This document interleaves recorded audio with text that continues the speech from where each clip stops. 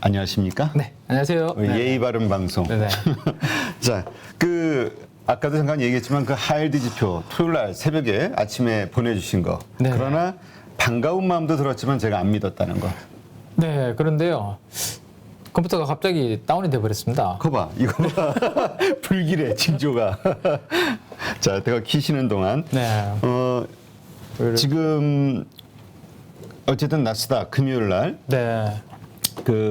나스닥이 급등을 하면서 이제 좋은 흐름으로 끝났단 말이죠. 네네. 이번 주 기대해봐도 되겠죠? 네, 지난주 금요일 날 우리가 이제 그 하이드 스프레드가 좀 상대적으로 큰 폭으로 꺾이는 것을 보고 현금 비중이 좀 여유가 있으신 분들은 투자 성향에 따라서 뭐 5%든지 아니면 10%든지 자금을 좀 더 집행하셔도 될 것 같다라는 말씀을 드렸었고, 다행히 이제 자료를 좀 이따가 보여드리겠지만 주간 단위로 하이힐드가 꺾이는 모습이 완벽하게 나왔습니다. 그래서 물론 그 완벽하다라는 게 이제 지난주 마감 기준으로 이제 그런 거고요. 또 이번 주 뭐 다음 주 시장의 변수에 따라서 이제 변화가 될 수도 있겠지만 어쨌든 최근에 몇 주 동안 이어오던 약세장이 조금 마무리될 수 있는 그런 희망을 좀 가져볼 수 있을 것 같습니다. 네. 네. 자, 컴퓨터도 다운되고 뭔가 불길한데요, 한 주간이 또 불길해지는. 왠지 불길한데요, 이거. 아니, 우리 네. 주식장은 좋을 건데 네. 민재기 팀장님 이번 한 주간이 좀 감정이 다운되는 일들이 있지 않을까. 뭐 반대로 되겠죠. 네. 응? 네. 뭐라 위안을 드리고 싶지만 그러나 그 수소법 주말에 통과된 거 네. 어떻게 보세요? 뭐 일단 최근에 태양광하고 풍력 쪽의 분위기가 지금 나쁘지 않거든요. 근데 제가 항상 말씀드렸지만 그러한 테마주들은 우리나라 자체만으로 움직이면 안 되고 글로벌 트렌드랑 어느 정도 좀 붙어서 같이 가야 된다라는 말씀드리는데, 최근에 미국의 이제 태양광 ETF 중에서는 제일 유명한 것 중에 하나가 TAN이라는 탄 ETF가 있습니다. 탄 ETF도 괜찮은 그림이고요. 그다음 이제 또 뭐 있죠? 풍력 ETF는 이제 FAN이라고 FAN이라는 이제 풍력 ETF가 있습니다. 그 두 개 다 이제 최근에 트렌드가 괜찮은 상황이거든요. 그래서 신재생적으로 분위기가 전반적으로 괜찮은 상황에서 우리나라에서 이제 수소 관련된 부분이 통과가 됐고, 또 하나 이제 시장에서 좀 걱정했던 부분이 이 수소 관련된 부분에 대해서 이제 전 정부에서 이제 관심을 많이 가졌기 때문에 이번 정부에서는 좀 관심이 조금 덜하지 않을까라는 걱정이 사실 좀 있었거든요. 네. 네. 근데 그 부분 때문에 이제 뭐 법이 이제 통과가 됐기 때문에 그런 부분들에 대해서는 긍정적으로 좀 생각을 하셔도 되지 않을까 싶습니다. 네. 지금 일단 한번 보시죠. 네. 그 컴퓨터 확인을. 잠깐만요. 네. 자, 이 자료를 열어서 보여드리도록 하겠습니다. 이제. 일단 우리 뭐 시작은 항상 중국 위안화로 시작을 했으니까. 네네. 쭉 가서 자, 위안화부터 한번 지난 주말 마감된 동향부터 한번 보도록 하겠습니다. 일단 위안화가 지난주 후반에 이제 강세 흐름으로 이렇게 다행스럽게 내려오는 그런 그림이 마무리가 되었습니다. 이제 위안화 강세 그리고 달러 약세, 우리나라한테 원화의 가장 긍정적인 환경이 조성이 되었다라고 보시면 될 것 같아요. 6.77 위안에 있던 위안화가 6.71까지 떨어졌기 때문에 주 후반에 위안화 강세 흐름 나타냈다라고 보시면 되고, 중국 상해 지수는 여전히 이제 하락 추세대로 돌파해서 상승 쪽의 에너지를 여전히 보여주고 있다. 단 아쉽지만 이제 3일 뭐 짧은 기간 안에 요 긴 음봉을 좀 돌파해주면 어땠을까라는 기대감이 있었는데, 그거는 지난주에 조금 실패했지만 그래도 이 하나의 음봉을 거의 다 몸통으로 다 메우는 그런 그림이었기 때문에 뭐 그렇게 나쁘지만 않은 모습이었다라고 볼 수 있을 것 같네요. 자, 그 다음에 이제 중국 상해 지수의 추세 흐름을 보여줄 수 있는 주봉 MACD 오실레이터인데요. 한 주, 두 주, 3주 연속으로 이렇게 음봉의 길이가 짧아지고 있는 모습, 긍정적인 에너지를 유지하고 있다라고 보시면 될 것 같습니다.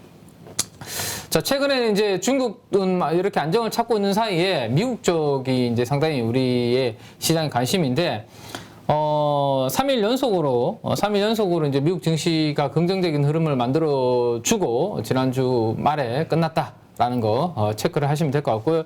여기 보시면 뭐 PC 인플레이션 뭐 이런 부분들이 있는데 이런 부분들이 긍정적인 영향을 보였기 때문에 제가 지표를 좀 가지고 왔습니다. 연준에서 가장 이제 많이 참고하는 물가 지표 중에 하나가 이제 바로 이 PC 물가 이 부분이 있습니다. 그래서 이게 이제 어떻게 되는지에 대해서 많은 분들이 이제 관심이 있었을 텐데요. 거의 한 뭐 3, 40년 내 최고치 5.3%를 기록을 했다가 지난달에는 5.2로 꺾였었고요. 지난 5월 27일 날 금요일에 발표된 것은 4.9%로 이렇게 2달 연속으로 물가가 내려오는 그런 그림이 만들어졌습니다. 컨센서스가 4.9였고요. 다행히 그 컨센서스에 부합하는 정도의 흐름이었기 때문에 이거는 나쁘지 않죠. 그죠? 물가가 2달 연속으로 꺾이고 있고 컨센서스를 다행히 부합하는 정도의 물가는 나쁘지 않았습니다. 근데 물가가 이렇게 올라가면 우리가 이제 소비가 이제 위축되는 부분이 있지 않습니까? 근데 그렇죠. 또 같은 조합으로 긍정적인 데이터가 이제 바로 여기 보시면 이 퍼스널 스펜딩이라는 것은 개인 이제 소비 지출이라고 보시면 됩니다. 미국 국민들이 얼마나 소비를 이제 잘하는지를 나타내는 건데 오른쪽을 보시면 0.9% 여전히 소비는 상승하고 있다라는 것을 볼 수 있을 것 같아요. 그죠? 그래서 물가가 올라감에도 불구하고 소비는 여전히 상승하고 있다, 소비를 하고 있다라는 것을 보여주고 있는데 다행히도 물가는 또 2달 연속 하락하고 있기 때문에 상당히 이 부분이 미국 시장의 에너지에 또 긍정적인 영향을 줬다라고 그렇게 보시면 될 것 같습니다. 그러면 이번 주인데요, 이제 앞으로 이제 다가올 이번 주는 어떤 부분을 주목을 해야 되나 부분인데 여기 보면 ISM 매니팩처링 뭐 PMI라고 있습니다. PMI라는 이 지표가 상당히 우리나라한테도 중요하고 그렇죠. 특히나 우리나라 시가총액 상위 종목들 정렬을 쭉 시켜보면 우리나라는 아직까지 서비스 업종보다는 제조업이 훨씬 더 시가총액에서 상위 종목들이 많거든요. 그러다 보니까 이 ISM 제조업 지수가 우리나라의 이제 대형주들한테 영향을 많이 미치고 특히나 삼성전자, 하이닉스 같은 이런 기업들도 하고도 상관관계가 높거든요. 저 PMI가 이제 구매자 그쵸. 지수죠. 그러니까 구매자들이 얼마나 살 것이냐. 이제, 우리 파는 입장에서는 이제 되게 중요한 거죠. 네. 자, 심리가 좋은지를 이제 보여주는 건데, 그 부분 한번, 이번 6월 1일 날 발표가 됩니다. 그래서 지금 보시면 아직까지 여기 칸이 비워져 있죠. 액처 실제 수치는 발표가 안 되었기 때문에 비워져 있겠죠. 그래서 6월 1일 날, 6월 1일은 우리가 또 선거가 있지 않습니까? 그죠? 그래서 아마 선거 당일 날 우리 휴일이고, 그 다음날 6월 2일 날 이 데이터는 우리 시장에 반영이 될 것으로 생각이 됩니다.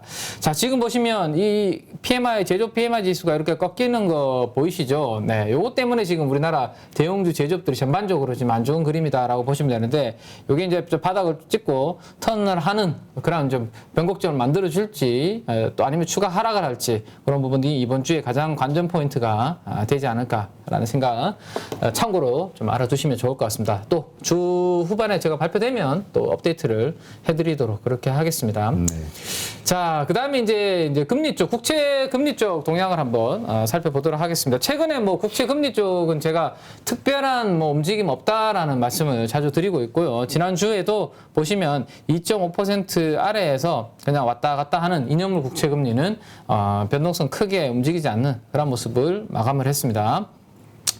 자, 10년 국채 금리는 오히려 한 단계 살짝 레벨이 조금 다운되면서 마감이 되었네요. 10년물 국채 금리는 물가에다가 그다음에 물가에 대한 기대, 그다음에 경기에 대한 기대까지 같이 붙어 있기 때문에 아마 경기에 대한 약간 기대감이 조금 감소하면서 이렇게 국채 금리, 10년물 국채 금리가 슬로우되는 그런 모습. 그럼 뭐 특별한 방향성은 아직까지 없다라고 볼 수 있을 것 같습니다. 지난주 내내 이제 유가가 근데 이제 아직까지 강세 흐름을 보여주고 있다라는 말씀을 드렸었죠, 우리. 그래서 110달러 부근에서 조금 움직이다가 수요일 날, 목요일 날 이렇게 한 단계 레벨 업이 되었는데 114달러로 주말에는 115달러 정도 수준으로 또다시 약간 올라서 이렇게 끝나는 그런 부분이 있습니다. 그래서 유가가 이렇게 강세를 보이다 보니까 이 CRB 지수라는 게 있는데요. 이게 원자재 지수입니다. 그러니까 네. 여기에는 이제 방금 보셨던 유가, 뭐 가스, 곡물 여러 가지 이제 원자재들을 다 종합적으로 만들어서 지수를 만들어 놓은 거죠. 그러다 보니까 상승의 각도는 지금 보시면 연초에 이렇게 가파르게 올라오다가 지금은 상승 각도가 이렇게 연결해 보면 조금 눕기는 했죠, 그죠? 그래서 상승 각도는 조금 완만해졌긴 하지만 여전히 원자재 쪽은 강세 흐름을 보여주고 있어서 물가 압력이 좀 이어지고 있다 정도로 지난주 후반의 흐름 체크를 해보시면 괜찮지 않을까 싶네요. 네. 일단 지난 그 금요일 날 나스닥이 급등했던 이유 중에 하나가 네. 그 근원물가 지수 PC가 이제 떨어졌다. 그러니까 네네네. 이제 정점을 찍은 거 아니야, 인플레이션에 대한. 네네. 근데 이제 우리가 보면은 원자재는 자꾸 올라가고 있단 말이에요. 네네. 에너지 가격은. 근데 이 PC 근원물가에는 이 에너지 가격이 빠지는 거죠. 네네네, 맞습니다. 그러니까 이거는 이제 영향을 안 받. 이거는 워낙 들쑥날쑥하니까. 네네네. 자, 그 음식료도 마찬가지죠, 그죠? 네, 그렇죠. 그런 부분들이 제외하고 보는 겁니다. 자, 달러 인덱스 쪽을 한번 보시죠. 달러 인덱스가 이렇게 약세로 보이니까 또 원자재 강세에 영향을 좀 주고 있는 부분도 말씀을 드렸습니다. 달러로 표시되는 모든 자산이 좀 강세를 보여주는 경향이 있는데 달러도 지난주 후반에 뭐 큰 폭은 아니지만 살짝 그래도 레벨이 이렇게 떨어지는 그림입니다. 자, 그러면 위안화가 강세로 좀 바뀌었고, 그죠? 주말에. 그 다음에 달러도 이렇게 약세 움직임을 보였다면 우리나라 원화는 더욱더 오늘 강세 흐름을 보일 가능성이 높고, 우리나라 원화 강세 흐름이 나타난다라면 지난주 금요일에 외국인들이 한 3,000원 가깝게 코스피에서 매수를 했는데 오늘도 뭐 큰 매수가 들어올지는 모르겠지만 어쨌든 크게 뭐 팔 필요는 없는 그런 환경이 조성될 가능성이 높고, 그럼 우리 증시 분위기는 나쁘지 않겠죠, 그죠? 네, 그런 그림으로 생각을 해보시면 되겠습니다. 자, 지금 보시는 게 이제 우리나라 이제 달러 원 환율의 그림인데 1290원대에서 지금 지난주 금요일 날 1256원까지 어느새 거의 꽤 큰 폭으로 지금 떨어졌습니다. 그렇죠. 그죠? 30여 거의 뭐 34원, 뭐 3, 40원 정도 이렇게 하락했기 때문에 꽤 큰 폭으로 떨어졌고, 오늘도 아마 뭐 1250원이라는 이 마디 지수를 밑으로 내려갈지는 모르겠지만 1250원 뭐 하향 이탈을 오늘 막 도전을 좀 시도를 하지 않을까 생각이 됩니다. 자, 이렇게 이제 우리나라 원달러 환율, 달러 원 환율이 이렇게 하락한다는 것은 우리나라 원화의 강세 흐름이고, 외국인들의 그동안 이제 좀 지독하게 보여왔던 매도가 조금 주춤할 수 있는 그런 희망적인 부분이 있으니까 이 부분을 염두에 두고 긍정적으로 오늘 장을 준비해 보시는 거 좋을 것 같습니다. 네. 그러니까 외국인 입장에서는 좀 1250원 되는 것도 물론 중요하지만 그 의미가 이 1250원이 됐는데 한 달 후에는 1200원이 될 수도 있어. 1170원이 될 수도 있어. 이런 생각을 가졌을 때 환차익까지 노린 네. 이게 들어오는 거겠죠. 그 부분이 더 그러니까 안정. 네. 안정화된. 진짜 말씀하신 대로 이게 1200원까지 떨어질 수 있다는 강한 믿음만 있다면 아주 강하게 매수세가 들어올 텐데요. 그 부분은 뭐 사실 아직까지 뭐 펀더멘탈적으로 우리가 좀 지켜봐야 되는 부분이고, 어쨌든 그렇죠. 더 치솟지 않고 이렇게 하향 안정화가 되고 있는 것만으로 외국인 수급은 좀 나아지지 않을까라는 거 기대를 해보시면 될 것 같습니다. 네. 자, 요겁니다. 요거 뭐 제가 토요일 날 너무 기뻐가지고 또 대표님이 바쁘신데도 불구하고 제가 또 귀찮게 해드렸는데요. 바쁘지는 않았는데요. 바쁘셨습니다. 왠지 네. 이것도 조작했을까? 찌라시 이런 거 가지고 조작 안 한다고 제가 자체 조작. 아닙니다. 네. 네. 이거 뭐 근데 반가웠어요. 네네. 네. 저도 너무 기뻐가지고 이걸 보여드렸는데, 지난주 금요일 날 제가 오전에 보여드렸을 때가 여기 정도였던 것 같아요, 그죠? 4.3 얼마였던 것 같습니다. 네. 근데 우리가 주말을 맞이하는 사이 토요일 날 새벽에 제가 눈을 뜨자마자 컴퓨터 앞에 앉아가지고 데이터를 딱 확인했는데 4.19까지 떨어졌더라고요. 그러니까 지금 고점이 4.94였습니다. 거의 한 80bp? 상당히 단기적으로 한 2, 3일 사이에 가파르게 팍 떨어지는 그런 그림이 나왔고요. 그래서 제가 하루하루에 너무 이제 등락은 좀 있을 수 있으니까 여기 보시면 올랐다 내렸다 반복하잖아요. 그죠? 그렇죠. 이런 부분들 때문에 주간 단위로 꺾이는 것을 우리가 좀 확인하자라는 말씀을 좀 드렸었고, 어쨌든 요 정도 수준에서 금요일 날 끝난다고 하더라도 주간 단위로 꺾일 가능성이 높으니까 현금 비중을 조금 쏘실 분들은 일부 집행을 하셔도 괜찮을 것 같다라는 말씀을 미리 제가 드렸었습니다. 근데 주간 단위로 제가 데이터를 그려왔는데 아니나 다를까 다행스럽게도 이렇게 주간 단위로 오래간만에 이렇게 올라오던 하이드 스프레드가 주간 단위로 꺾이는 그런 그림이 나타났고요.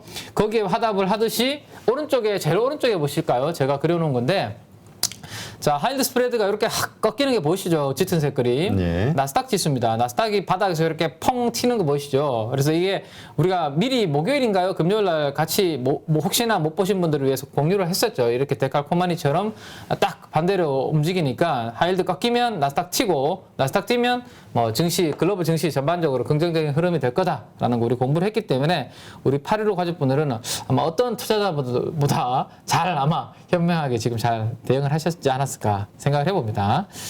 자, 그래서 이런 그림이 지난주 금요일 날 미국 증시의 훈풍을 가져왔고, 아직도 네. 익스트림. 네, 아직도 공포네요. 익스트림 피어긴 하지만 이제는 10단위를 벗어나서 지난주 금요일 날 20단위로 끝나는 모습이었습니다. 그래서 제가 그런 말씀 드렸었죠. 심리는 극단적으로 이렇게 여전히 빨간색 구간에 있을 수 있겠지만 우리는 하일드 스프레드라는 지표만 보고 동물적 감각이라든지 이러한 것들에 의존하기보다는 지표를 믿고 대응을 하자라는 말씀드렸는데 충분히 그러한 기회를 줬지 않았을까라는 생각을 해봅니다. 그러니까 이게 이렇게 보시는 분들이 있을 거예요. 이거대로 했다면 저점은 놓치는 거 아니냐. 그러니까 우리가 저점에 사는 게 중요한 게 아니라 안정성 그렇죠. 있게. 안전하게 사는 게 중요하죠. 왜냐면 네. 거기서 더 떨어질까봐 앞일은 모르는 거니까. 예, 그래서 이제 이런 지표를 우리가 활용하자 그런 차원이죠. 이게 그러니까 안전하게 살 수 있는 자리를 찾는 거지 최저점을 찾는 건 아니죠. 그 완전하게 바닥을 찾을 수 있다면 또다시 말씀드리겠습니다. 제가 8.15 출연 안 하고 아침에 제가 저 매매할 준비하고 딱 편안하게 차 한잔 마시면서 기다리지 않겠습니까? 그죠? 그러니까 이게 복불복이에요. 네. 이게 가장 공포스러울 때 사냐. 그거는 이제 조금 이제 강심장을 야수의 심장을 네네네. 야수의 심장님도 계시는데 네네. 야수의 심장을 가지신 분들이고 네. 네. 하여튼 그러나 우리는 잃지 않는 투자를 지향한다면 이런 지표를 활용하자. 네, 뭐 증시에 뭐 그런 말이 있잖아요, 그죠? 무릎에 사서 어깨에 팔아라거나 하는 격언이 있는 거는 누구나 이제 어디가 발목인지 발바닥인지를 모르니까 적어도 바닥은 확인하고 이렇게 살짝 돌아왔을 때 무릎에 사서면 충분히 어깨에 팔 수 있다라는 그런 격언이 그래서 있지 않나라는 생각입니다. 네. 자, 그래서 뭐 다음 것을 한번 보면 나스닥이 그래서 이제 시가부터 이렇게 조금 올라서 출발했고요. 꾸준하게 상승폭을 키워서 긍정적으로 지난주 금요일 날 마무리가 좀 되는 그림이었습니다. 자, 제가 이제 요거는 이제 지난주 업종 흐름까지만 한번 보죠. 자, 테슬라, 뭐 아마존, 구글 그동안 뭐 완전히 좀 못난이였던 빅테크 관련주들이 전반적으로 다 튀어오르는 그런 그림이었고 실적이 부진해서 걱정을 했었던 엔비디아까지도 5% 넘게 상승하는 그러한 그림. 그래서 오늘 다 대부분 업종이 강세를 보였기 때문에 우리나라 증시도 긍정적인 흐름으로 출발할 것으로 생각이 되고요. 자, 지속적으로 이 하락 추세대를 돌파하지 못하고 계속해서 눌려왔었는데요. 그죠? 드디어 이제 중국에 이어서 미국도 상승의 에너지로 이제 반전되는 그런 모습을 보여주고 있습니다. 그래서 자, 여기 보시면 우리가 11,000포인트대 저가 매수세는 들어온다라는 것은 확인했는데 그래도 하일드 꺾이기까지 좀 기다려보자라는 말씀드렸고 지난주 금요일 날 그래도 우리는 가능성이 있을 것 같으니까 희망을 가지고 가정분들을 현금 비중 조금 소진하셔도 될 것 같다는 말씀 드렸거든요. 근데 떨어진 폭에 비하면 요날 샀다고 해서 그렇게 바닥은 많이 올라온 거 아니거든요. 또 그죠? 완전히 여기 바닥에 살 수 있는 투자자들이 얼마나 많이 있겠습니까? 그래서 저는 지난주 금요일이라도 충분히 관심을 가졌다면 저는 저점에 들어간 게 아닌가라는 생각을 해보게 되고 자, 이게 5월 26일까지의 나스닥 주봉의 MACD 오실레이트입니다. 아슬아슬하죠, 아직까지는. 그죠? 이게 중기 추세가 반전이 될지 아슬아슬합니다. 왜냐하면 마이너스 200보다 아직은 컸기 때문에. 근데 금요일날 끝나는 지표를 제가 가지고 왔는데, 이제 뭔가 확연하게 에너지가 달라지려고 하는 모습을 보여주고 있고, 마이너스 200 안쪽으로 들어가고 있습니다. 그래서 이 에너지가 이번 주에도 저는 연속적으로 좀 이어지지 않을까라는 기대를 한번 가지고 보겠습니다. 자, 우리 지난번에 한번 공부했었던 거 기억나시죠, 대표님? 이제 하일드가 저렇게 올라갈 때, 그 다음에 꺾일 때, 이런 걸 가지고 이제 나스닥이랑 거의 반비례로 같이 움직이기 때문에 이 흐름을 가지고 하일드 꺾일 때, 그 다음에 하일드 올라갈 때를 가지고 ETF 가지고 한번 참고를 해볼 수 있다라는 말씀을 드렸었는데, 하일드 스프레드가 이렇게 하락할 때는 최근에 잘 가던, 그러니까 잘 가던 ETF가 이게 꺾입니다. 그죠? 이게 바로 S가 붙어 있는 게 숏입니다. 숏. 인버스. QQQ는 나스닥 ETF고요. 우리 한국에 있는 개인 투자자분들이 많이 투자하시는 ETF 중에 하나가 바로 QQQ 나스닥 ETF가 있는데 최근 동안에 강했죠. 근데 하이힐드가 지난주 금요일, 목요일부터 꺾이면서 이 숏 QQQ는 이렇게 꺾이는 그런 모습이 나타나고 있습니다. 그러면 혹시라도 내가 지금 숏으로 잘 가지고 있었다면 저 하이힐드 꺾이는 걸 보고 지난주 후반에 정리를 좀 하시면 되는. 그래서 앞으로 이런 부분들은 제가 말씀을 안 드리더라도 하이힐드만 말씀드리더라도 충분히 여러분들께서 한번 참고해 보실 만한 부분이 되지 않을까 싶고요.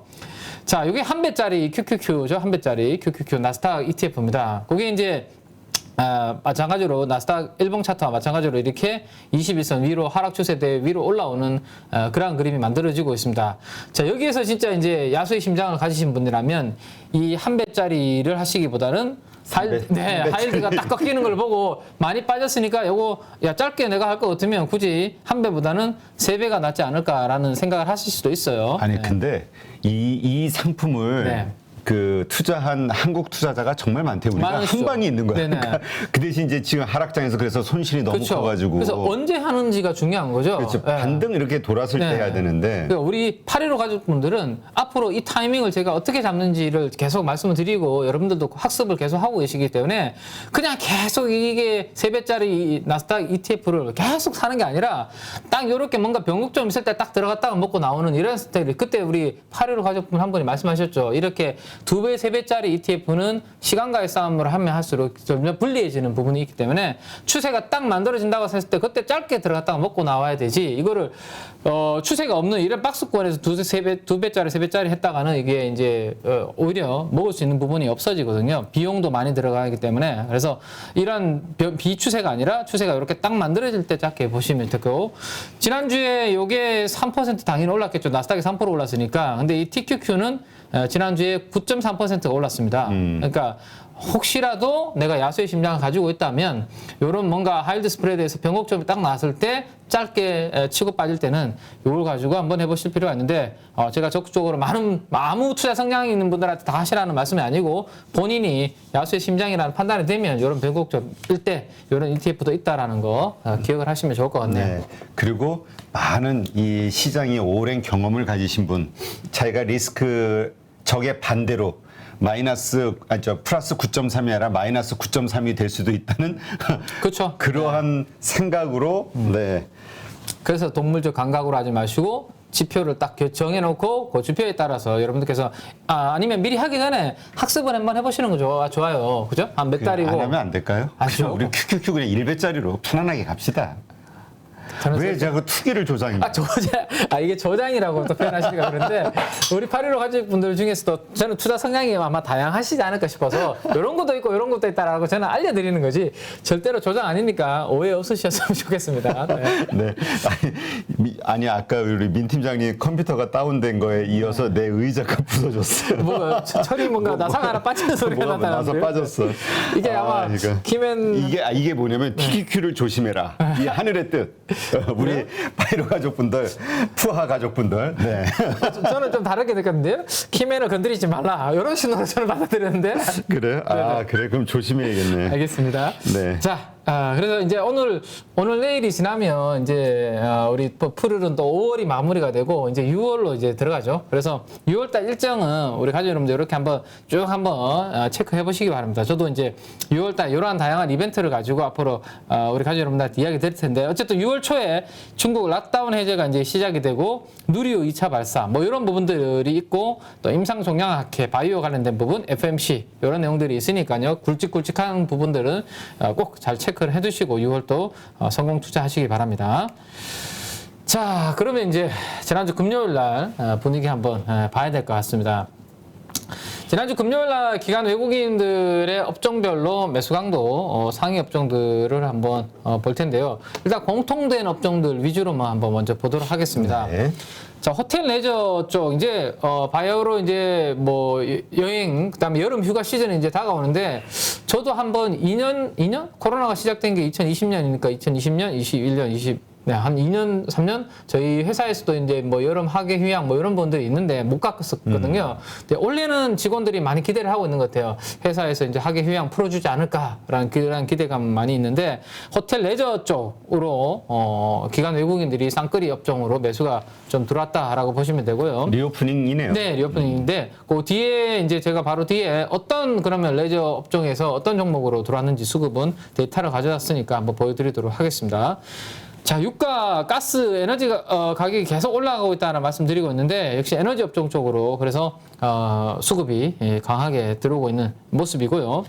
자, 그다음 그 컨테이너 운임 지수가 18주 만에 반등했다라는 거 제가 지난번에 차트로 보여드렸었는데 지난주 금요일 날 또다시 이제 반등을 하는 추가 상승하는 그런 모습이 보이고 있습니다. 그래서 운송 지수 강세와 함께 운송업종 쪽으로 계속해서 수급이 좀 들어오고 있다라고 보시면 되고 그다음 기타 보험, 가구 같은 이런 개별 또 업종으로도 수급이 좀 들어오는 그런 모습인데요. 자, 그러면 이 업종 내에서도 공통된 업종 중에서 가장 매수 강도가 강했던 호텔 레저 업종에 대해서 애널리스트들은 실적 추정치를 어떻게 보이고 있나라는 것을 보니까 그냥 여전히 횡보입니다. 그러니까 실적에 대한 기대치는 그렇게 애널리스트들이 없는 추정치가 횡보하고 있는 보합권에서 이렇게 이게 올라가야 앞으로 실적이 좋아질 거다라는 것으로 애널리스트들이 쏘고 있다라고 볼 수 있는데 아직까지 전체 업종에서는 그렇게 변화가 나타나고 있지 않고요. 자, 그 와중에서도 그러면 호텔 레저 서비스 업종 내에서도 기관 매수 강도가 강하게 들어오는 업종이 있으니 일단은 파라다이스입니다. 그죠? 파라다이스. 이제 이거는 이제 저는 사실 고스톱도 잘 못 치는데 대표님 잘 고수신지 잘 모르겠는데 아무튼 타짜? 네, 타짜십니까? 저는 못해요, 저는. 못하세요. 저도 포카 고스톱을 잘 못 쳐서 그림은 맞추는데 점수 계산이 안 돼. 그림 맞추기 미나토? 미나토 맞나? 미나토? 네. 아무튼 네. 요 파라다이스가 이제 외국인 전용 이제 카지노지 않습니까? 그죠? 네. 그래서 요쪽이 어제 지난주 금요일 날 가장 강하게 매수 강도가 들어왔다라고 보시면 되는데 일본과 관련된 모멘텀이 좀 있었죠. 그리고 하나투어도 오래간만에 0.3% 그러게요. 가깝게 들어왔는데 하나투어가 일본 관련된 여행 관련된 이 상품 비중이 가장 또 높은 여행사이긴 하거든요. 그래서 이런 부분들, 그다음에 참 좋은 여행이 재무구조가 그나마 조금 여행사 중에서는 좀 나은 이렇게 한 3개 정도가 가장 강했고 기타 GKL, 롯데관광개발 이렇게 좀 여행 관련 여행주도를 네. 끝물인 것 같은데 그래도 샀네요. 네, 최근에 이제 사실 주가가 좀 빠지면서 슬로우 했었는데, 일본 관련된 모멘텀 보면서 약간 수급이 좀, 들어온 게 아닌가라는 생각인데, 자, 지금 보시면 파라다이스의 주가와 이 애널리스트들의 EPS 실적 추정치를 제가 가지고 왔는데 노란색이 실적 추정치인데 아직까지 파라다이스에 대해서 실적 추정치는 별로 변함이 없죠. 그러다 보니까 파라다이스의 그 적정 주가, 목표 주가의 상향 조정이나 이런 부분들은 없고요. 그냥 목표 주가는 유지. 하지만 일본의 입국자들이 이제 앞으로 풀리고 들어오면 좋아질 수 있다. 그런 기대감에 대한 리포트들이 지금 나오고 있거든요. 그 기대감이 반영이 되고 있고 주가는 지난주 금요일날, 목요일날 이렇게 이틀 연속 올라왔다 정도로 참고를 하시면 될 것 같습니다. 요게 이제 가장 최근에 나온 파라다이스에 대한 리포트인데요. 중국 쪽이 아니라 네. 일본을 기대하는군요. 왜냐하면 이 코로나 이전에 이제 보면 코로나 이전 기준인데 동사는 파라다이스겠죠. VIP의 드로백이라고 하는데 이 드로백이라는 것은 이제 그냥 쉽게 생각하면 얼마나 잃는지에 대한 그 동그란 거 있잖아요. 이제 이건 뭐죠? 바꿔가지고 돈을 이제 동그란 칩. 제가 또 칩이 생각이 안 났네요. 근데 좀 가보실 것 같은데요, 바로? 아니에요? 이건 안 가봐도 그냥 네. 기본적으로 알아야 되는 거 아니에요? 네, 상식이죠. 네. 근데 그렇게 이제 칩을 얼마나 바꿔서 이제 잃는지에 대한 그런 거라고 그냥 쉽게 좀 생각하시면 될 것 같은데, 파라다이스의 일본 비중은 42%, 중국 비중은 32%, 살짝 일본 비중이 조금 높은 것을 알 수 있습니다. 그죠? 그러다 보니까 일본의 무이자 입국 재개 예상이 된다, 3분기 중에. 요게 이제 모멘텀으로 발생이 되었거든요. 지난주 후반. 그러면서 일본 비중이 높은 파라다이스 쪽에 움직였고 애널리스트들은 외국인 카지노 중에서는 파라다이스가 가장 매력적이다. 이런 코멘트를 좀 내고 있다라는 거 정도 참고만 하시면 될 것 같습니다. 자, 그다음에 이제 한 주간 그러면 이제 일단 한 주가 끝났으니까 그렇죠. 네, 금요일보다는 일단 한 주를 먼저 정리해 보는 게 좋을 것 같아요. 지난주에 네, 맞습니다. 뭘 샀냐? 네네. 5월 23일부터 5월 27일까지 한 주 동안 기관들이 가장 강하게 시총 대비해서 자금을 집행한 종목들을 제가 이제 정렬을 해서 가지고 왔는데 일단 태양광 쪽입니다. 현대에너지솔루션.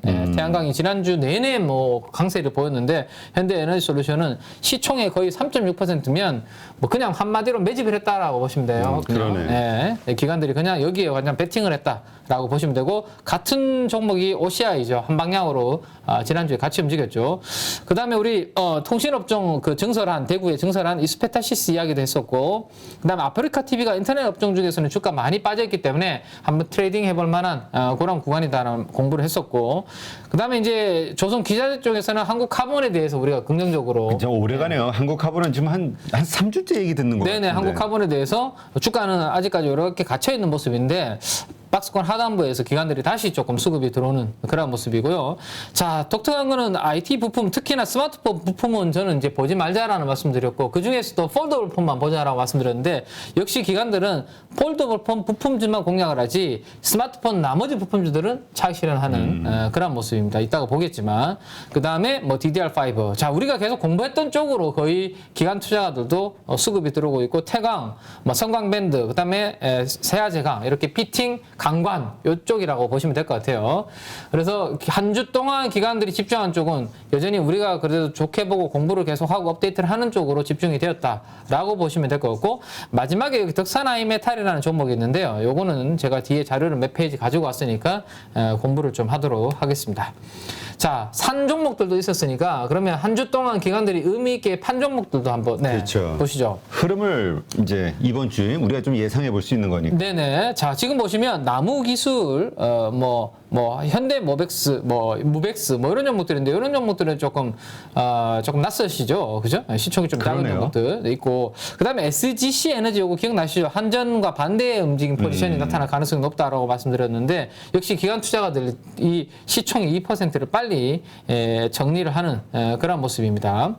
자, 그 다음에 이제 보시면, 여기 보시면 MC넥스 같은 스마트폰 부품주들도 여기에 있고, 자, 요거 종목이 좀 특이하다라고 볼 수 있을 것 같아요. 액트로 스마트폰 부품주 마찬가지죠, 그죠? 카메라 렌즈 관련된. 자, HSD 엔진 요거에 이제 시총의 한 1.4%를 팔았는데 증자를 하는 이벤트가 좀 있었습니다. 근데 저는 살짝 조금 다르게 생각하는 건데요. 주가가 좀 빠져줬기 때문에. 이 조선에 들어가는 엔진을 우리나라에서 이제 만들고 있는 대표적인 회사인데 지난주에 나온 수주만 봐더라도 1,000억짜리가 이렇게 나왔습니다. 근데 수주는 자꾸 들어오지 캡하는 제한적이지 몇 년 동안 업화는 안 좋았지. 그러니까 현금은 없는 상황에서 당연히 자금 조달을 할 수밖에 없는 그런 상황이기 때문에 무조건 HSD 엔진의 유상증자에 대해서 저는 악재라 볼 필요는 없다. 오히려 그래서 이 이슈가 나오면서 시장은 어쨌든 싫어하거든요. 주주들 주머니에서 돈을 빼가는 거. 그러다 보니까 주가가 이렇게 한 단계 크게 레벨이 다운이 됐는데 오히려 저는 내년을 바라보시는 조선기자재 엔진을 보시는 분들은 이때가 오히려 싸게 살 수 있는 저는 기회로 활용하시는 것도 괜찮지 않을까 싶습니다. 그러니까 유상증자가 진짜 운용 자금이 없어서 조달을 하는 건지 아니면 엄청나게 지금 수주가 뭐 늘어나고 있어서 캐파 증설을 해야 되는데 자금이 없어서 하는 것은 저는 좀 다르게 봐야 되지 않나 라는 차원에서 기관 매도 강도에 잡혔지만 이 부분은 우리가 좀 역발상으로 한번 고민을 해볼 필요가 있는 그런 부분입니다. 네. 근데 요 동향을 보니까 네.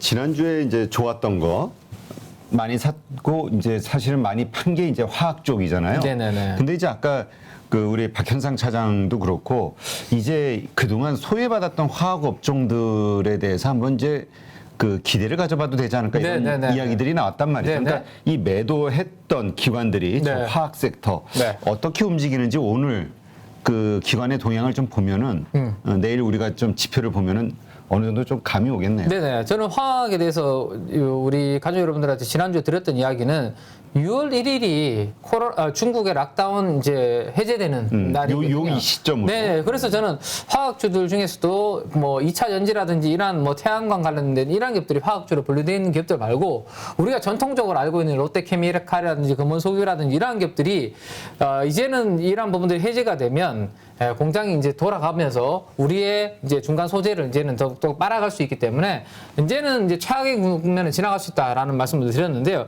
그 관련해서도 준비해온 기업이 하나가 있기 때문에 그 뒤에서 한번 체크하면 좋을 것 같아요.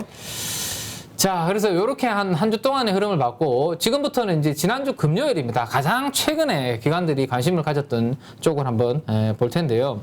자, 가장 최근에 매수 강도가 강했던 쪽은 역시 이제 폴더블 포 쪽이 강했고, 현대 에너지 솔루션 같은 태양광 쪽이 강한 그런 모습.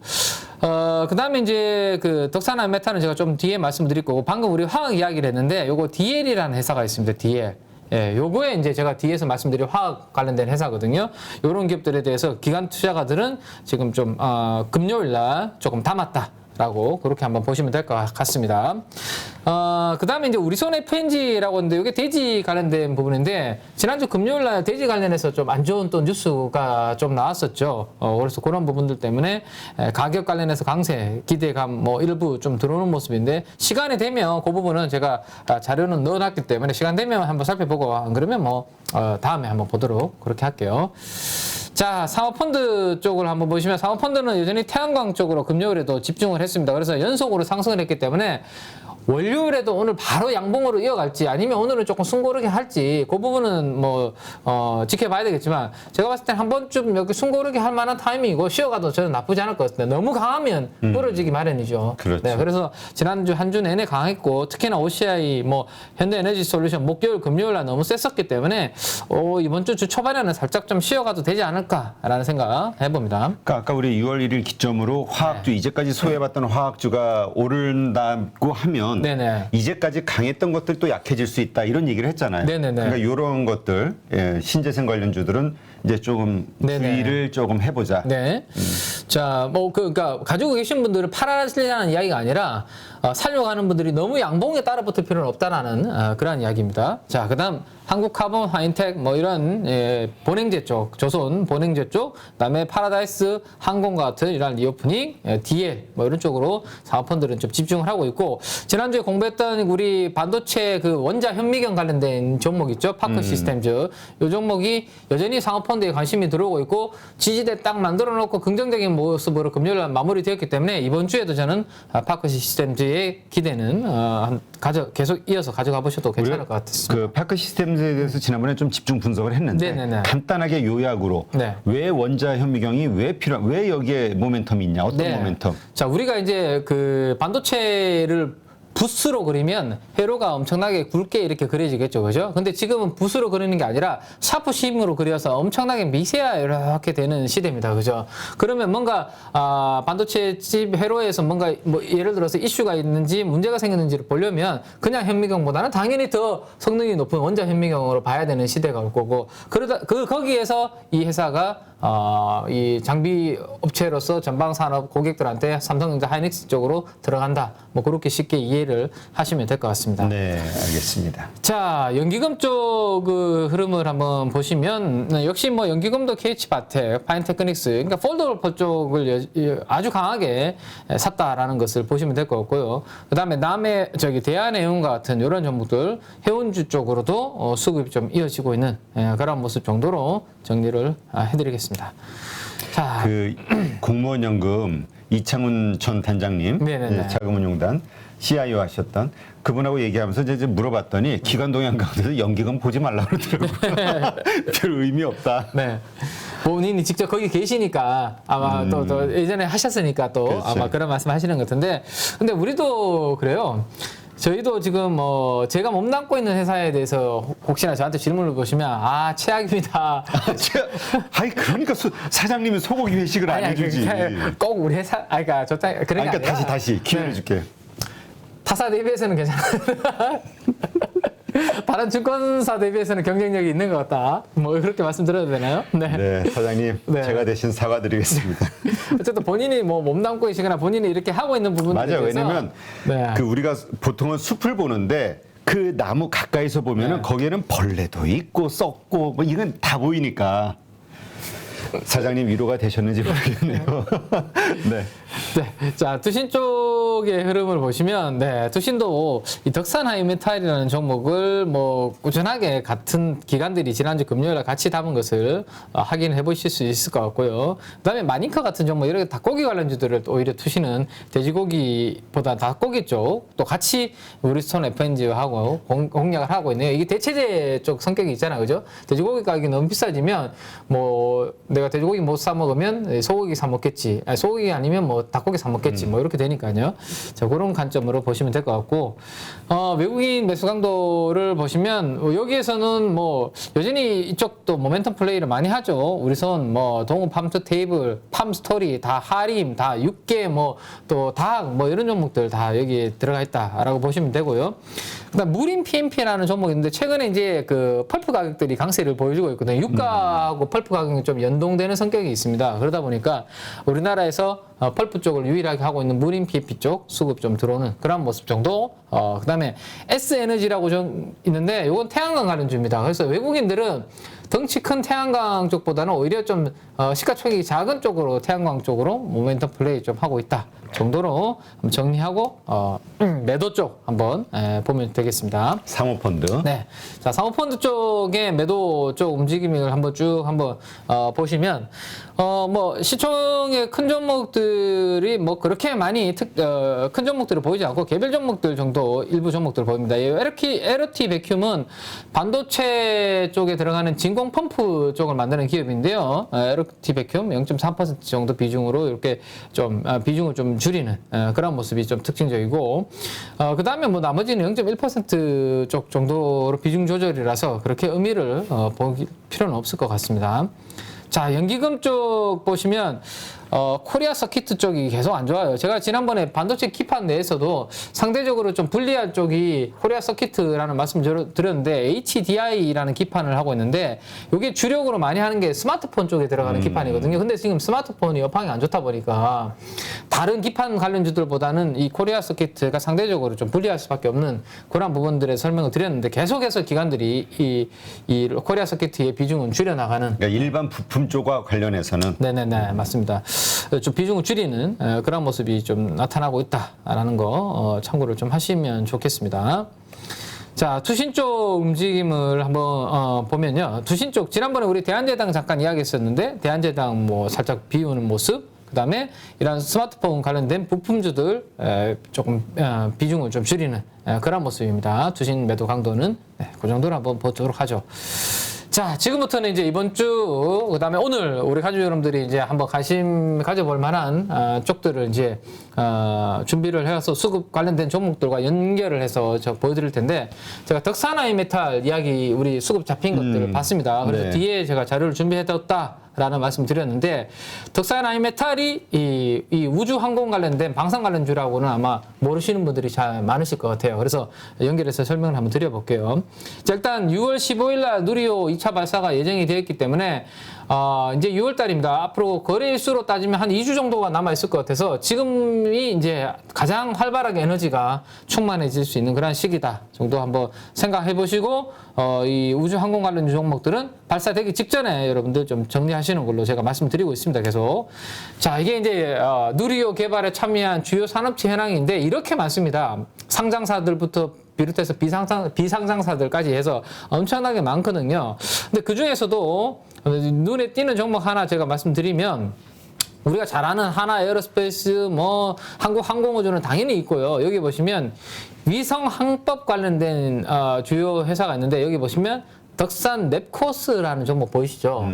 왠지 덕산 돼 있으니까 덕산 하이메탈, 자회사 같은 느낌. 그렇지, 맞습니다. 네, 대표님 완벽하게 자, 캐치를 하셨는데요.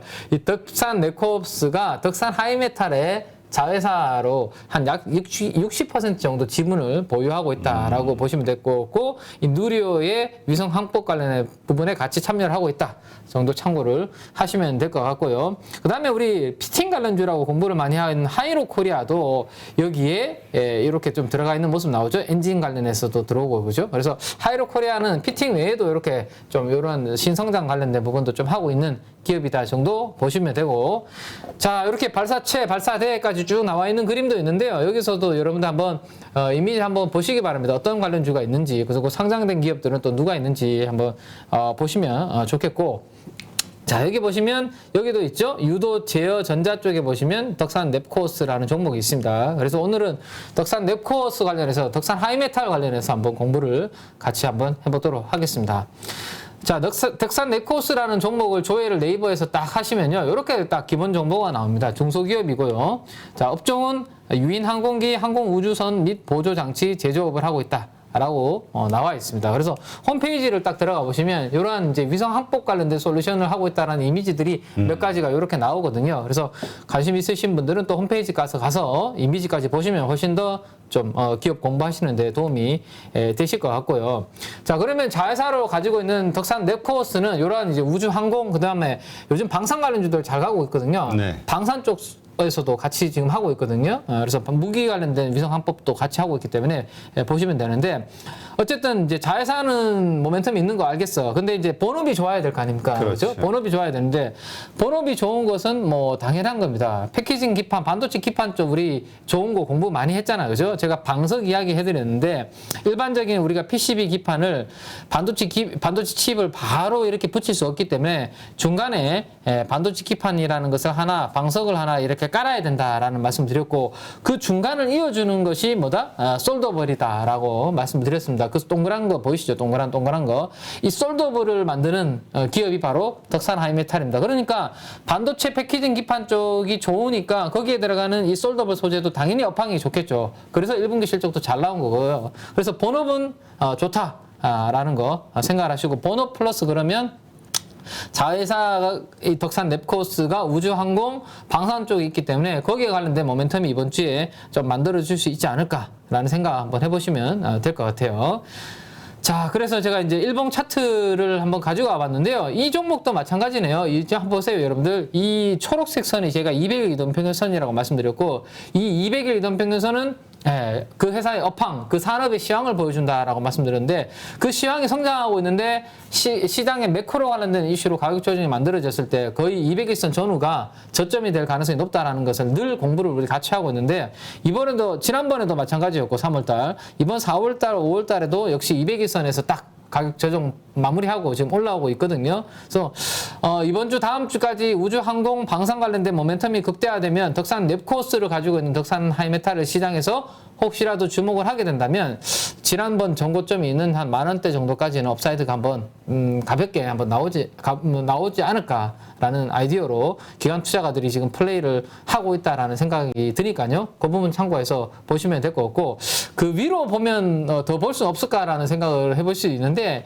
이 권리락을 했습니다. 권리락이 무슨 권리락이냐면 무상증자 권리락을 했거든요. 그래서 자본금이 좀 늘어났고 발행 주식수도 조금 증가한 그런 부분들이 좀 있어서, 주식수가 좀 늘어난 부분이 좀 있어서 10,000원대 위로는 좀 가볍게 가야 되는데, 그 부분이 되려면 업황, 본업이 훨씬 더 좀 좋아지는 그런 부분이 숫자가 보여줘야 저는 가능할 것 같거든요. 그래서 일단은 단기적으로는 그냥 9,000원 정도에서 10,000원 정도까지 한번 보는 정도의 트레이딩으로 보시면 되지 않을까라는 생각입니다. 네, 알겠습니다. 네, 그래서 기관 투자가들이 지난주 금요일날 집중 공략한 덕산 하이메탈에 대해서 한번 왜 공략했는지에 대한 모멘텀 공부를 한번 같이 해봤고요.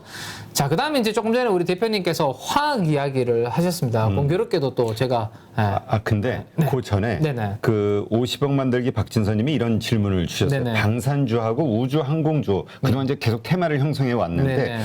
단기 끝물 아니냐 이런 얘기.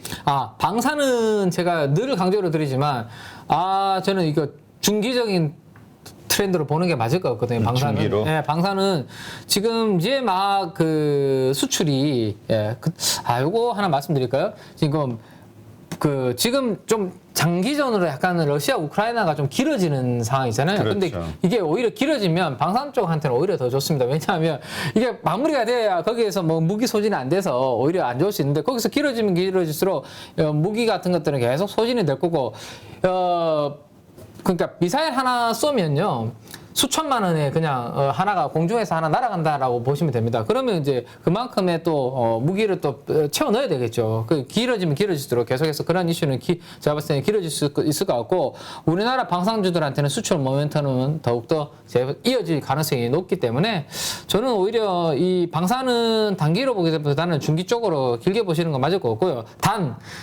이 우주항공 관련된 테마는 제가 말씀드렸지만 짧게 보는 거 저는 인정. 그 대신에 그 짧게 보는 기간이 6월 15일 전까지, 6월 15일 날 발사되고 성공하면 이거 더 올라가는 거 아니에요? 아니 몰라. 이거는 실패할 수도 있는 거잖아요. 그렇죠. 그죠? 그래서 6월 15일 전에 올라오면 파는 걸로 단기 트레이딩 관점, 그거 맞습니다. 저는 우주항공은 그렇게 보고 있습니다. 네, 그러니까 뉴스가 나올 때 파는 게 아니라 뉴스가 나오기 전에. 저는 팔자라는 컨셉입니다. 알겠습니다. 그다음 이어가 볼까요? 네, 화학에 대해서 이제 그 이야기가 스물스물 나오고 있는 이유가 내일 모레 수요일부터 이제 중국의 락다운이 해제되는 기대감 때문에 이제는 좀 화학 업황이 바닥을 찍지 않을까. 라는 그러한 기대감이라는 말씀 드렸고, 그래서 롯데케미칼, 금호, 석유화학, 전통화학주들 이야기를 드렸는데, 자, 그 중에서도 이제 밸류에이션이 가장 싼 종목 중에 하나가 이제 DL이라는 회사가 하나가 있습니다. DL은 이제 대림산업에서 분할된 에너지 화학 회사라고 보시면 되는데, 최근에 이제 모멘텀이 이 크레이톤이라는 미국에 상장되어 있는 화학 회사를 인수했다라는 그러한 부분들입니다. 이것 때문에 이익이라든지 뭐 매출이라든지 이런 부분들이 2배가 점프업이 된다. 이게 이제 모멘텀으로 작용을 하고 있는 거거든요. 네, 여기에 이제 있다라는 거 한번 보시고, 그래서 지난주에 이제 하나투자증권에서 나온 리포트인데, 목표 주가를 93,000원으로 유지했는데 상승 여력이 무려 50%, 상당히 지금 괴리가 아직 많이 벌어져 있는 상황이거든요. 그래서 주가가 한 단계 레벨업이 지금 되었는데, 요거 한번 보시면 될 것 같아요. 디벨의 지배구조인데, DL이 있고, 이제, 지난번에 대림산업이 이제 그 분할이 되면서 DL과 DL, ENC, 요렇게 이제 분할이 좀 됐는데, 네. 현금이 DL 쪽으로 많이 이제 좀 이렇게 넘어가는 그런 모습으로 됐거든요. 그 현금을 가지고 지금 뭘 하고 있냐 하면, 지금 보시면, 요 밑에 있는 DL 케미칼 밑에 있는 회사들 있죠. 예, 크레이톤, 카리플렉스 이런 화학 회사들입니다. 이 회사들을 지금 현금 가지고 지금 사고 있는 거거든요. 그래서 가지고 있는 현금을 가지고 지금 화학 회사들을 좀 인수를 하고 있는 그런 상황으로 진행이 되고 있고요. 인수하는 회사들이 어떤 회사들이 있냐면 어떤 효과를 주고 있냐. 자, 크레이톤이라는 회사들이 지금 사고 있다. 그래서 영업이익에 이 크레이톤이라는 게 붙는데, 이 크레이톤은 유가 상승 시 수혜가 되는 화학회사입니다. 근데 이게 없다라면 밑에 있는 회사들을 지금 원래 본업은 보시면 유가 하락의 수혜거든요. 근데 지금 유가가 올라오고 있다 보니까 최근에 조금 중립적인 상황일 수밖에 없는 거죠. 그러다 보니까 지금 붙이는 회사들은 유가 상승의 수혜. 그래서 지금 유가가 만약에 이렇게 약간 $110 이상에서 계속 좀 머무르게 된다라면 이런 유가 상승의 수혜가 되는 기업들을 이렇게 인수해서 붙였기 때문에 긍정적으로 숫자도 나올 수 있는 부분도 있다라는 거 생각을 해보실 필요가 있을 것 같아요. 자, 그런 상황에서 이 경기 민감 업종이죠. 화학주는 경기 민감 업종입니다. 경기 방어주 아니고요. 시클리컬 업종이기 때문에 PER로 보면 안 되고 PBR로 역사적인 밸류에이션이 얼마 정도 수준인지를 보는 게 중요한데 0.3배입니다. 자산가치 0.3배 수준으로 거래가 되고 있기 때문에 뭔가 무겁긴 하고 모멘텀이 부족하긴 한데 크게 잃을 건 없는 것 같은 그런 가격대 수준 정도로 보시면 될 것 같아요. 그래서 주가가 많이 조금 눌려있는 환경이고요. 자, 지금 방금 보셨는데 PBR이 0.3배입니다.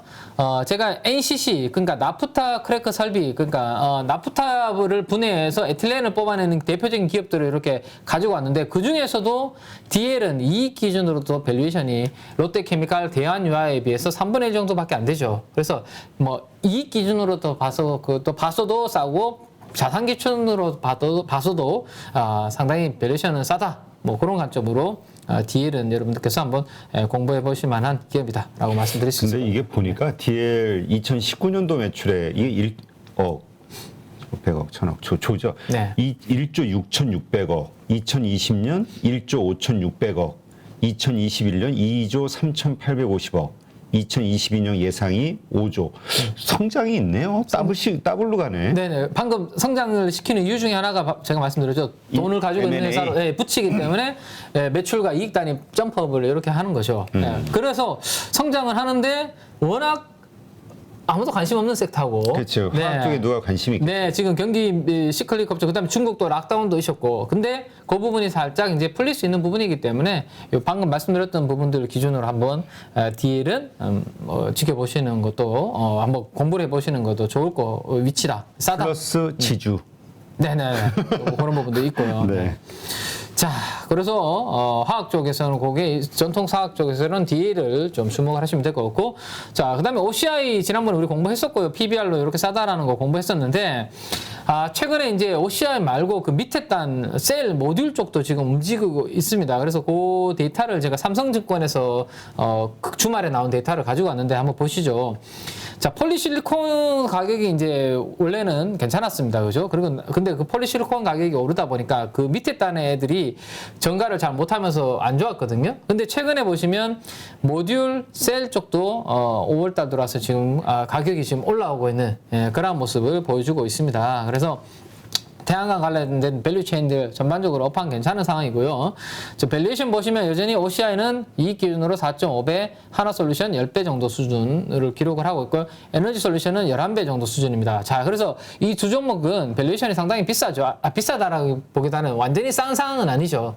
그래서 제가 혹시라도 이제는 올라갈 때 양봉에 너무 추격하지 말자라는 이야기를 그렇게 드리고 있는 겁니다. 지난주 너무 이제 가파르게 상승한 부분이 좀 있기 때문에 내가 사고 싶다라면 좀 음봉의 가격 조정을 좀 기다리시기를 태양광 쪽은 말씀을 좀 드리겠습니다. 자, 그 다음에 이제 또 화학 쪽 하나 더 이제 태양광 쪽을 봤으면 이번에는 2차 전지 관련된 화학 쪽을 한번 보도록 할 텐데요. LG화학입니다. 지난번에 한번 우리가 공부를 드렸었고, 제가 LG화학은 이제는 전통적인 그냥 화학 회사가 아니라 2차 전지 소재를 다양화해서 하고 있는 테슬라의 밸류 체인으로 우리가 보자라는 그런 말씀을 드렸었는데, 최근에 스물스물 요 이야기가 좀 나오고 있는 것 같아서 이야기를 좀 드리면, 일단 LG화학은 지금 기업 가치가 한 50조 가깝게 된다라는 게 애널리스트들의 전반적인 보고서입니다. 이야기입니다. LG 에너지 솔루션의 지분 가치 30조, 그 다음에 첨단 소재 사업부 5조, 기초 소재 사업부 13조, 그렇게 해서 도합해서 한 50조 정도 된다라고 보고 있는데, 지금 시가총액은 40조가 아직 안 되죠. 그러다 보니까 가지고 있는 가치 대비해서 아직까지 시가총액이 싸다라고 이렇게 거래가 되고 있다라는 거 지난번에 우리 공부 같이 한번 했습니다. 네. 근데 여기에서 지금 봐야 되는 모멘텀은 LG화학이 단순히 화학 회사가 아니라 2차 전지 소재를 앞으로 적극적으로 이제 키운다라는 건데요. 지금 보시면 주요 양극재 업체들의 캐파 추이인데, 올해 보시면 제일 왼쪽에 에코프로 BM인데 제일 오른쪽에 LG화학입니다. 에코프로 BM보다 LG화학이 살짝 작죠? 내년도에는 더 벌어집니다. 그러다 보니까 LG화학이 지금 하려고 하는 게 뭐죠? 제가 유미코라는 회사, 벨기에 회사입니다. 글로벌 1위 양극재 회사를 인수하려고 하는 이야기가 있다라고 지난번에 말씀드렸습니다. 근데 이걸 가지고 아마도 인수할 가능성이 제가 봤을 때 있지 않을까 싶고, 왜냐하면 에코프로 BM의 이 캐파 대비해서 이 부분을 좀 좁히고 LG 에너지 솔루션, 그 다음에 테슬라 쪽으로 이제 많이 납품하려면 캐파를 증설을 해야 되는데, 가장 쉽게 하는 부분이 유미코와 인수하는 부분이 쉽죠. 그죠? 그럼 이 자금을 어디에서 조달할까? 뭐 증자를 하기보다는 저는 LG 에너지 솔루션의 지분을 아마 조금 활용을 해서 유미코와 인수해서 이 캐파를 따라가지 않을까. 그러면 LG 에너지 솔루션을 좀 팔아서 그 돈을 가지고 이거 산다면 저는 LG 화학의 주가는 상당히 그 좀 재료 측면에서 모멘텀이 되지 않을까. 왜냐하면 이거 가만히 지분 가지고 있으면 사실 아무 의미 없잖아요. 근데 저걸 가지고 향후에 성장할 수 있는 모멘텀으로 사용한다면 좋은, 저는 주가의 트리거 역할을 할 수 있을 거거든요. 저평가되어 있는 데다가. 그래서 LG화학은 좀 대형주 쪽 화학주, 또 2차 전지 모멘텀으로 관심이 있으시다면 LG화학을 좀 보시는 거. 밸류에이션도 역사적인 밸류에이션의 하단부이기 때문에 괜찮지 않을까 생각입니다. 근데 그 LG화학 같은 경우는 한 4월 22일서부터 사실 기관이 계속 매수를 해오고 있거든요. 네네. 그래서 많이 매수를 해온 상황인데, 그렇습니다. 네네. 아니, 더 이렇게- 살까요? 뭐 이런 말씀이신가요? 아니. 네. 그게 아니라, 네. 그래서 이제 어느 정도 네. 오른 다음에, 왜 전에 우리 그 얘기했잖아요. 기관이 매집한 물량 네. 털어내는 시점, 우리가 또 괜찮은 시점이야라고 생각할 때 네네. 그래도 털어내는 거 아닐까라는 불안감. 네네. 그리고 LG화학은, LG는 기본적으로 많은 분들에게 그 안 좋게 물적 분할 때문에 네. 그 신뢰를 좀 잃어가지고 네네. 그런 이슈는 분명히 있어요. 외국인은 좀 매도하고 있는데 네. 기관은 계속 사고 있다는 거. 그렇죠. LG화학에 대해서는 약간 안 좋았던 추억이 있으시기 때문에 신뢰가 참 중요한 것 같아요. 네네. 아마 뭐 그러실 수도 있을 것 같은데, 저는 근데 LG화학에 대해서 이게 차트가 조금 깨져서 그냥 보여드려야 될 것 같네요. 일단 우리 시황 한번 보고 네네. 이야기할까요? 잠깐만요. 아까 그 HTS가 다운이 돼가지고요. 제가 그래요? 잠깐 접속을 지금 해야 되는 그런 상황입니다. 그러면 컴퓨터 아까 꺼졌을 때 켜놨던 게 꺼져버려가지고 잠깐만 금방 접속을 하니까요. 네. 그 패스워드를 다 보이는 거 아니죠 이거? 보여주기로 해가지고 모든 분 3,500명의 모든 분께 근데 공개를 영문 한번. 숫자 특수문자 조합이라서 아마 쉽지 않을 것 같긴 한데 한번 바로 열리면 바로 한번 보여드리도록 그렇게 하겠습니다. 일단 지난주 후반에 미국의 주가가 워낙 강하게 출발했기 때문에 오늘 그 부분이 좀 반영이 되면서 출발할 것으로 기대가 되는데요. 자, 이제 데이터 들어오고 있으니까 자, 한번 보도록 하겠습니다. 그 예상 지수가 일단 시간이 한 9분 정도 남았는데요. 네. 자, 이거 화면. 그러니까 이렇게 갭상승할 거는 분명한데 네네.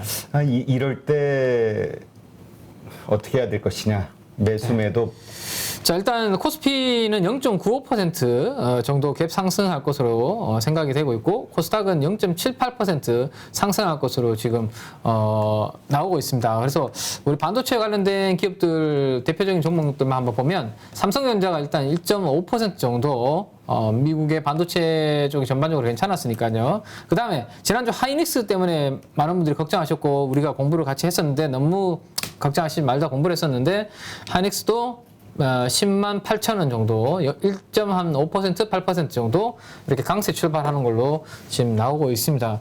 대부분 뭐 시장이 분위기 지금 나쁘지 않게 출발할 것으로 생각이 되는데, 자, 이제 문제가 지난주 금요일 날 한 발 빠르게 조금 자금을 태웠으면 부담이 좀 덜 할 텐데. 그렇죠. 그죠? 오늘 이제 또 올라가는데 아침에 따라가려면 이제 부담이 좀 되실 거예요. 그죠? 그래서, 우리 815 가족분들은 꼭 하루도 놓치지 말고 키맨의 815 방송을 좀 들으시면 좋지 않을까. 이게 갑자기 제가 또 그렇죠. 그냥 얼굴 빨개지네. 그러면 조금 민망하네요. 금요일날 방송을 들으신 분들은 좀 좋지 않았을까 그 말씀을 드리고 싶어서. 네, 네, 자, 알겠습니다. 네. 그래서 참 하나 말씀드리면 이제 이번 주부터죠? 네. 이번 주부터 일요일 8시? 예, 일요일이요. 그거는 날짜를 다시 한번 말씀을 드려야 될 것 같습니다. 오케이. 네. 자, 그러면 그다음 이야기를 해주시죠. 네. 시장 그래서 지금 갭상승할 때 지금 네. 쫓아가기는 부담스럽다. 이걸로 정리. 아니요, 그러니까 어떤 종목을 가지고 이제 트레이딩을 하느냐, 그게 중요하고 오늘 이걸로 그냥 마무리를 하면 될 것 같은데 우리가 이제 오늘 공부했던 종목 중에서 지금 덕산화 메탈이 지금 보합권 출발이 예상이 되거든요. 9,150원 정도 일단 1% 미만으로 지금 출발이 예상이 됩니다. 그러면 저는 시가보다 아래에서 정도, 시가보다 밑에서 분할 매수 한번 접근해 보시는 거 저는 괜찮을 것 같아요. 네. 네. DL도 한번 볼까요? 네, DL 한번 볼까요?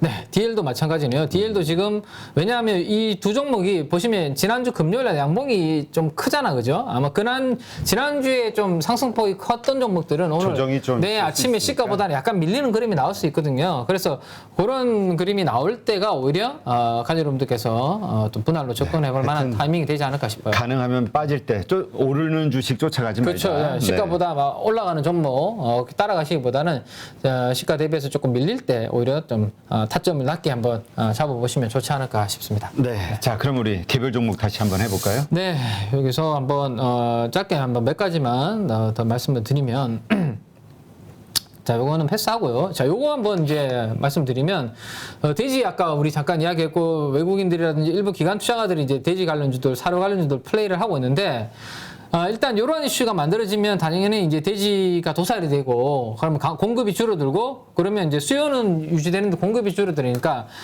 뭐 이런 가격 상승으로 이어지게 되는 그런 부분이 있습니다. 그래서 이제 대체재가 있기 때문에 사실 이런 부분들은 내가 좀 발빠르게 트레이딩 할 수 없는 분들은 안 보시는 것도 좋아요. 왜냐하면 다른 대체재가 없으면 사실 뭐 긴 테마가 될 수 있는데 닭, 오리 이런 것들이 있기 때문에 대체제가 있기 때문에 사이클이 좀 짧을 수도 있습니다. 그래서 트레이딩을 빨리빨리 할 수 있는 분들만 관심이 필요하고 그 중에서도 저는 이제 닭이나든지 이런 부분들을 많이 봤으니까 오리. 예. 오리가 또 건강식으로도 많이 또 드시고 7월달, 8월달 이제 여름이 오니까 보양식으로도 많이 드실 것 같아요. 그래서 우리나라에 오리 관련된 상장 기업은 정다운이라는 회사 하나가 있다 정도로 보시면 될 것 같아요. 그래서 이 회사가 이제 최근에 1분기 실적도 양호하게 잘 성장을 했고요.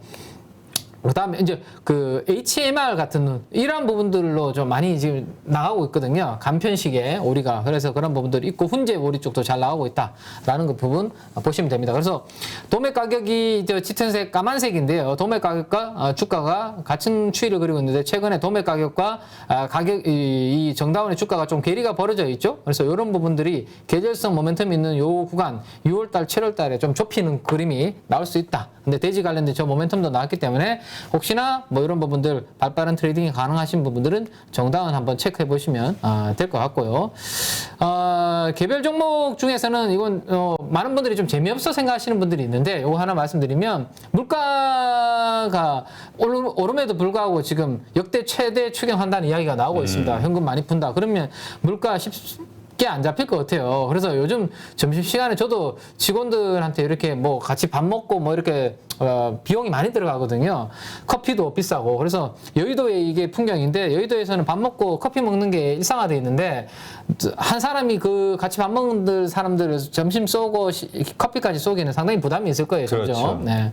그래서 이제 커피도 이제는 뭐 스타벅스라든지 이런 것보다는 편의점이라든지 아니면 야 우리 사무실 들어가서 그냥 믹스 커피 먹자 막 이런 식으로 이제 스틱 커피 있잖아요. 스틱 될 가능성이 높아요. 그래서 거기서 아이디어를 하나 찾아본다면 요거 맥심이라든지 이런 스틱으로 하나씩 뜯어서 이제 타는 커피 동서라는 상장사가 있습니다. 근데 지금 오른쪽에 보시면 동서에 보시면 동서식품이라는 회사 이렇게 보이시죠. 그래서 동서식품이 이런 커피 믹스를 하고 있다라고 보시면 될 것 같아요. 그래서 이런 부분들로 인해서 소비의 양극화에 따라서 이건 소비의 양극화잖아요. 스타벅스 가실 분들은 계속 가실 거고 조금 내가 부담스럽다. 그러면 저런 이제 커피 믹스를 드실 거니까 그런 부분들의 아이디어도 한번 재밌게 한번 말씀드리도록 하겠습니다. 마지막으로 믹스 커피 말고 캡슐 커피 만드는 데는 없나요?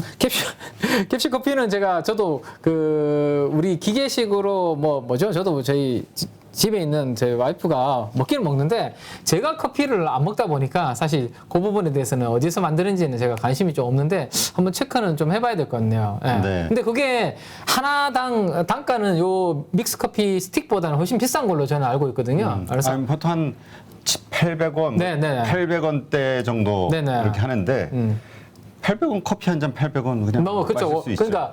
그러니까 저기 스타벅스나 이런 것들보다는 당연히 싸니까 그런 부분들을 더 많이 먹을 수는 있겠네요. 왜냐면 여자분들도 그렇고 요새 나이 드신 하여튼 그 아메리카노를 좋아하시는 분들이 많아가지고 예, 그리고 당을 안 네네. 먹고 그래서 캡슐 커피 요것도 한번 뭐 다 만들겠죠, 뭐 동서나 이런 데서.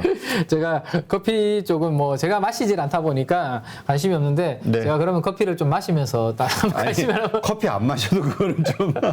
네, 오늘 커피와 관련해서 2% 부족하신 걸로.